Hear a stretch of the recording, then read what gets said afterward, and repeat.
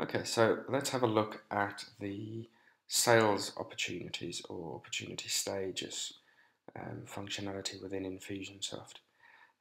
This is generally considered to be used for running a sales team where they manage their own leads or opportunities, and they can then move people around depending on where the conversation's going. But it has some other uses as well. So we go and find them under CRM, we go under settings to set them up, and when we go sales pipeline under sales settings, we then get a list of them.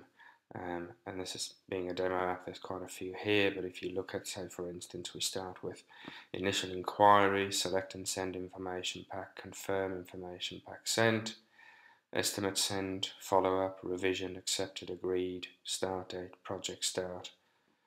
These are all different stages that a project can be in.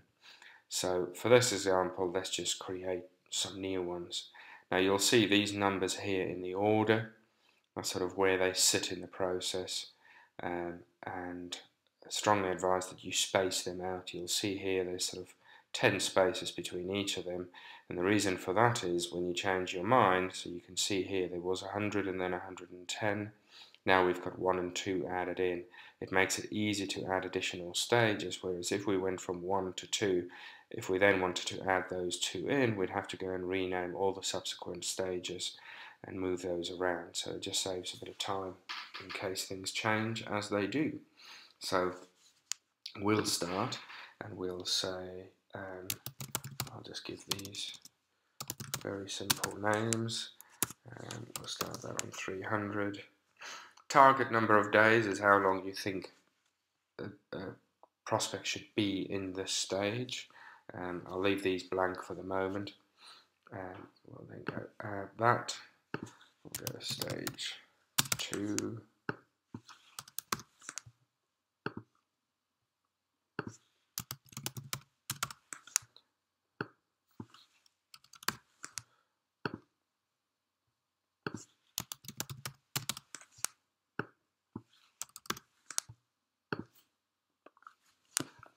So then we've got our stage 1, 2, 3 and 4 at the bottom here.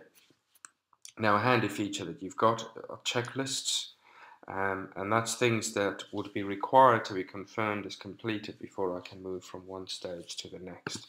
So let's just say, before I can do this, we'll say notes updated, and we make it required.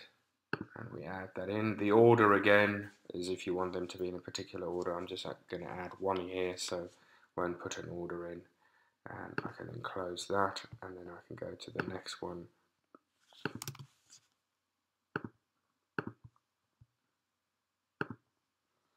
And I'll just add a single task for each of these stages for the moment.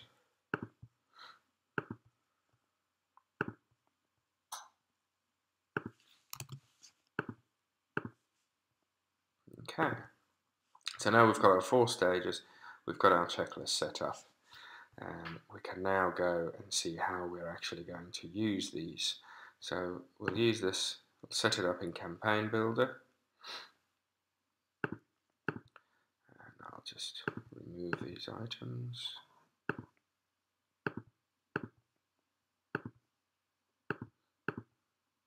Okay, so we need our goals to come in,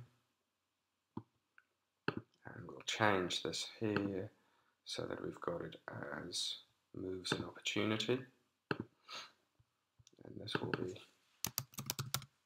stage 1, and then we may want to trigger some automation off the back of that.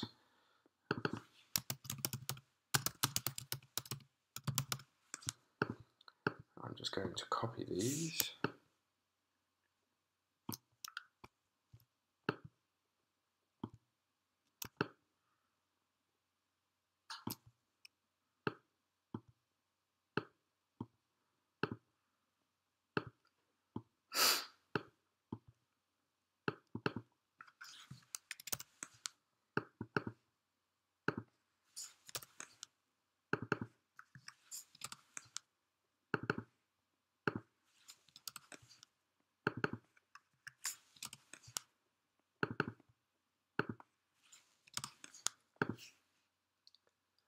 Okay, so now we've got our stages there. So now if I go in here and I tell it, when move into, and I'll go to the bottom, stage 1,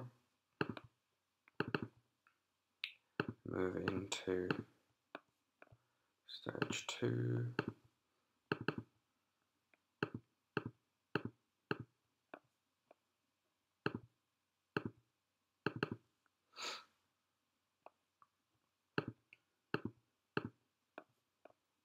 and stage 4. So now we've got our stages set up.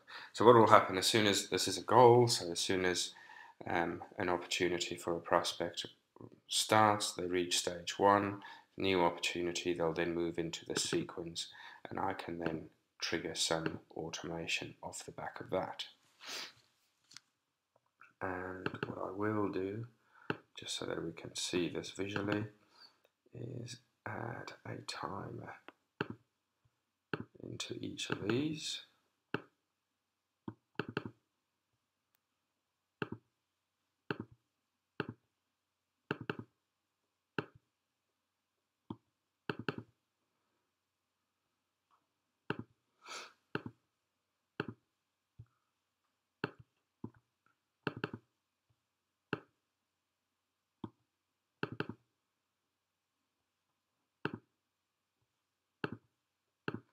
There we go. Now, I also want to set this up. I don't necessarily need people to start at stage 1. So I do want to set this up so that any contact can enter at any stage. Because I might have a conversation with someone, a sales conversation, and it moves along quite quickly. And unless there's a requirement for setup or anything in stage 1, I could drop them into stage 3 straight away. So we'll just publish that. So there we have our sales stages there. Now the handy thing about opportunity stages is that I can move you around manually as I want. So although when I move into here you'll trigger some automation here, I would manually move you around from place to place. So let's just go and have a look at how that's done.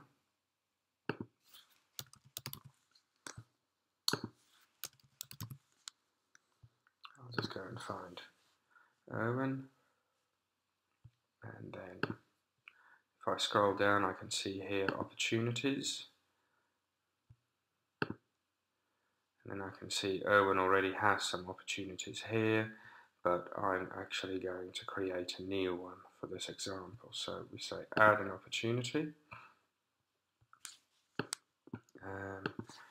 let's call this Erwin's sale. I'm the owner and we're going to start in stage 1. I can add some notes here and some first follow-up actions if I need to, and I can then say save. So now we can see here that opportunity has been created, the notes would come up here, different bits of information. So if I just go and open up